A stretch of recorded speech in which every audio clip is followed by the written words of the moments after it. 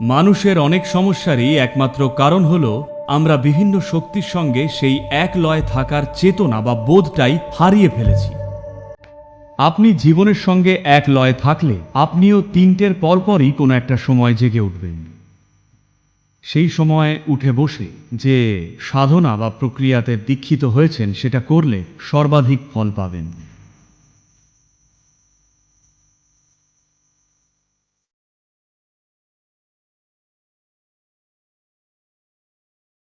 যেভাবে পৃথিবী ঘুরছে এবং যা হচ্ছে তাতে খুবই ভিত্তিগত কিছু পরিবর্তন ঘটে 3:20 থেকে 3:40 মাঝামাঝি একটা সময়। একে বলা হয় ব্রহ্ম মুহূর্ত। এটা শুধুই 33 ডিগ্রি অক্ষাংশের ভেতরেই প্রযোজ্য। আপনার দেহতন্ত্র, মানবতন্ত্র একটা নির্দিষ্টভাবে কাজ করে। এটা একটা সম্ভাবনা। তো এই সম্ভাবনাকে কাজে লাগানোর চেতনাটা এখানে ছিলই। অসংখ্য জিনিসের সমন্বয়, এই যে মহাবিশ্ব যেটাকে সৃষ্টি চরাচর বলি, আপনার জীবন সেই সব কিছুরই একটা সমষ্টিগত ফল। এই যে বিরাট বিস্ময়কর এক সৃষ্টি রয়েছে, আমরা সেটারই একটা পরিণতি মাত্র। আমাদের ব্যক্তিগত অস্তিত্ব বলে কিছু নেই। তাই তালে তাল মিললেই কিছু জিনিস হওয়া শুরু করবে। জানেন তো, সিকাডা নামের এক ধরনের পোকা আছে আমেরিকার টেনেসিতে, যেখানে আমাদের আশ্রম আছে সেখানে। তারা প্রতি 17 বছরে একবার জেগে ওঠে। কল্পনা করতে পারছেন? তারা 17 বছর হলে ঠিক টের পেয়ে যায় আর জেগে ওঠে, আর তারপর তারা প্রজনন করে আবার ঘুমোতে চলে যায়। তারা প্রতি 17 বছরের হিসেব রাখছে, কোথাও কোনো অ্যালার্ম বেল নেই। একবার শুধু ভাবুন আপনারা। আমি বলতে চাইছি তারা প্রকৃতির সঙ্গে এক লয়ে আছে। আমরা প্রকৃতির সঙ্গে তাল হারিয়ে ফেলেছি আর ভাবছি সেটাই আমাদের বৈশিষ্ট্য। না, মানুষেরা যে এত বিভিন্ন রকমের রোগ অসুখে ভুগছেন তার সহজ কারণটা হলো যে বিভিন্ন শক্তিগুলো আমাদের তৈরি করে চলেছে তার সঙ্গে আমরা এক লয় কিভাবে থাকব সেই বোধটাই হারিয়ে ফেলেছি।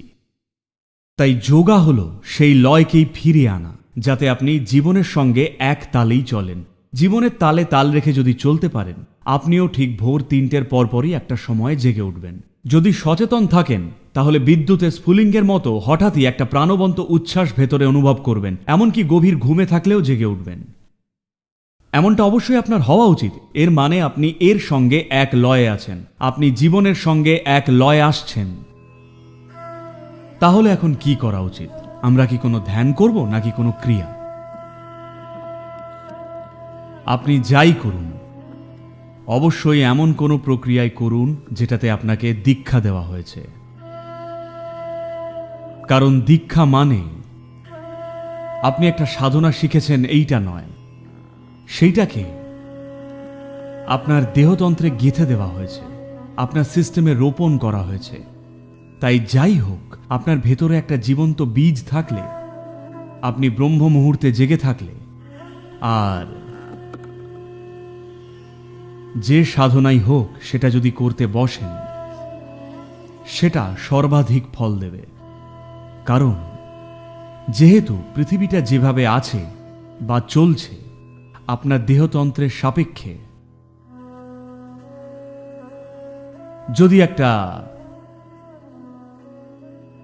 নির্দিষ্টভাবে সচেতন হয়ে ওঠেন, নিজের মধ্যে একটা নির্দিষ্ট স্তরের চেতনা যদি অর্জন করে থাকেন, আপনি দেখবেন সময়টা এলে কিছু না করলেও জেনে যাবেন। যদি ঠিক সময়ে ঘুমোতে যান, আপনাকে ঘড়িও দেখতে হবে না। আপনি এমনিই বুঝতে পারবেন কখন 3:40 বাজবে। কারণ শরীরটা অন্যরকম আচরণ করবে। সেই সময় যদি উঠে বসেন আর আপনি যে সাধনাতেই দীক্ষিত হয়েছেন তা যদি করেন, বই পড়ে শেখা সেসব নয়, তাহলে ওটা সর্বাধিক ফল দেবে। বীজটা ওই সময় প্রয়োজনীয় সাপোর্ট পাবে অঙ্কুরিত হওয়ার জন্য, অথবা বেশি দ্রুত গতিতে বেড়ে উঠবে অন্যান্য সময়ের তুলনায়। এটা শুধু যারা দীক্ষিত তাদের জন্যই। আপনি দীক্ষিত না হলে যদি বই পড়া যোগী হন, সেক্ষেত্রে 3:40, 6:40, 7:40 খুব একটা পার্থক্য হবে না। এইরকম মানুষদের জন্য সান্ধ্যকালই বেশি গুরুত্বপূর্ণ সময়। সান্ধ্য মানে সূর্য ওঠার 20 মিনিট আগে, সূর্য ওঠার 20 মিনিট পর, অথবা সূর্য ডোবার 20 মিনিট আগে এবং 20 মিনিট পরে। মধ্যাহ্ন ও মাঝরাতেরও এক, তবে ওগুলো আলাদা গুণের হয়। তো এই ভোর বা সন্ধ্যায় অদীক্ষিতদের জন্যে বেশি ভালো। 3:40 তাদের জন্য ভালো যারা শক্তিশালীভাবে দীক্ষিত হয়েছেন।